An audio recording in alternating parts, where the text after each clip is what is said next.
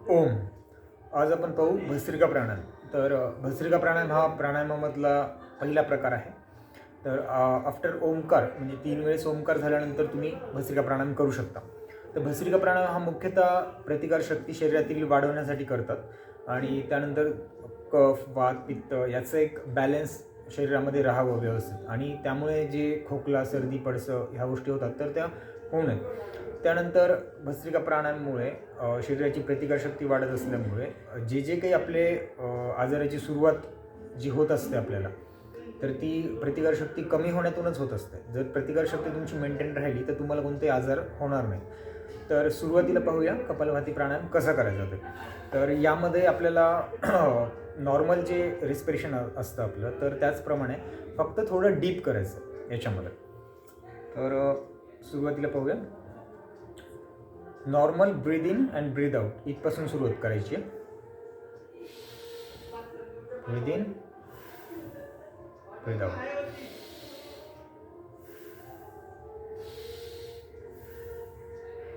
आता यालाच थोडं आपल्याला दीर्घ करायचं, थोडं डीप करायचं.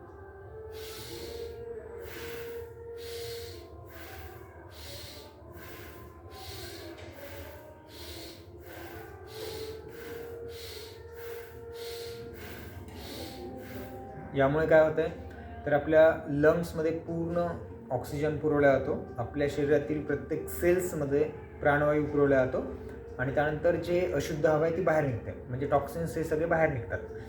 तर जे कोणी सुरुवातीला करत आहात त्यांनी एक थोडं स्लोली करायचं. त्यानंतर जसं जसं तुमची प्रॅक्टिस वाढत जाईल त्याप्रमाणे तुम्हाला फास्ट करत जायचं. तर जे ज्यांना ऑलरेडी प्रॅक्टिस आहे किंवा ज्यांच्यामध्ये जास्ती शक्ती आहे किंवा जे तरुण आहेत त्यांनी थोडं फास्ट केलं तरी चालतं.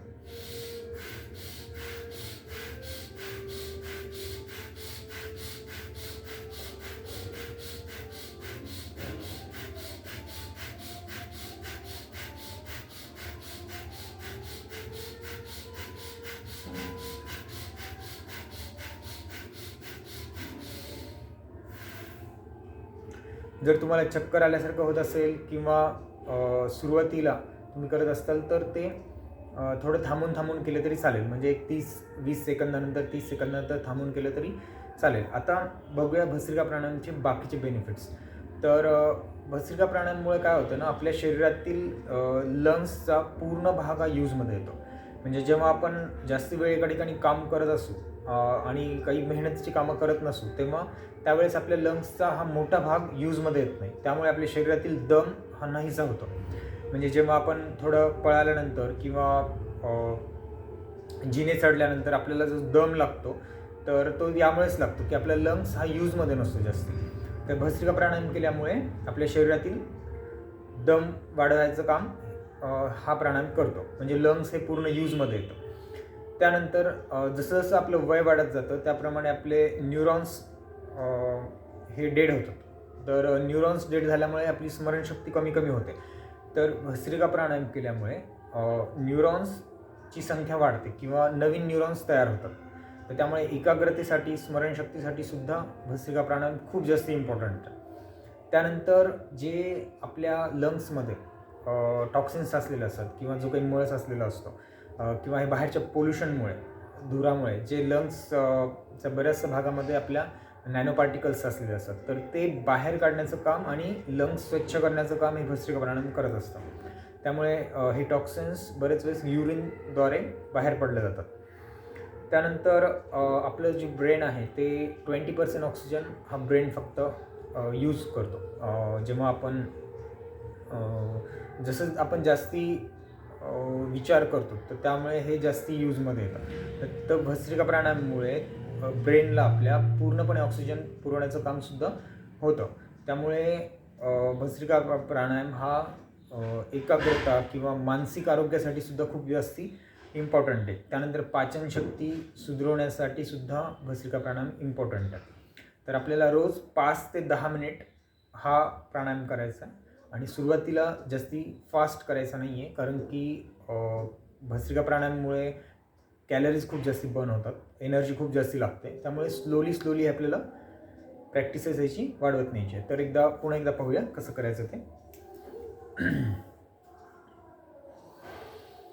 ताठ बसायचं आणि जेव्हा तुम्ही प्राणायाम करत असाल तेव्हा खांद्यातून किंवा मान ही आपल्याला कुठेही टर्न नाही करायची आहे, एका सरळ रेषेमध्ये ठेवायची आहे.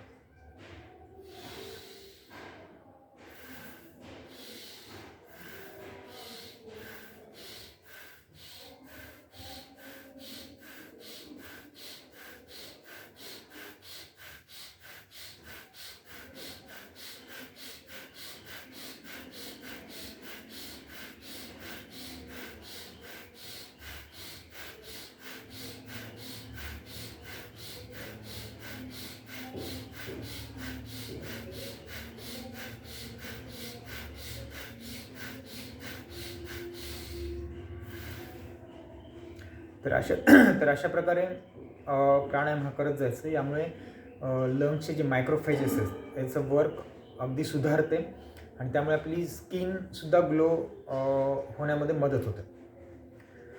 ओम.